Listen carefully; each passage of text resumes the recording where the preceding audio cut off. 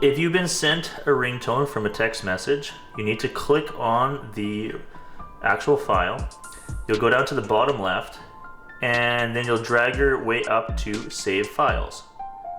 Click on Save to Files, and then choose some location that you wish for the file to be placed. I'm going to choose on my iPhone. Open up GarageBand. Open up a new file. We will choose Audio Recorder. Tap that screen so that you have the normal view. Now that we're in the track view, we want to make sure to increase the length of the track. We don't want it to just be cut off. We're going to increase the bars to 13. We're going to go to the loops over here. Now click Files. Under Files, we can now browse items from the Files app.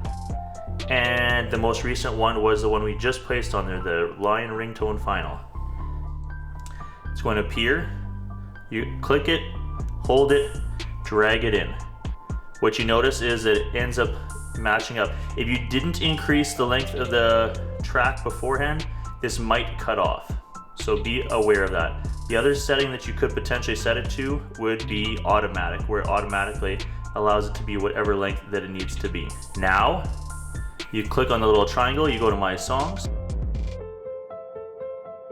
We're gonna hold this in. We're going to rename it. We're gonna hold it in again. Now we're gonna share it. Share to ringtone. And yes, our ringtones, it's already named. We can now export it. Instead of going okay, let's already go use sound as. And we can now choose for it to be used as our standard ringtone or the text tone. We can now repeat this exact same procedure for the text tone as well by doing the exact same thing. And that, in a nutshell, is how to put a ringtone onto your iPhone.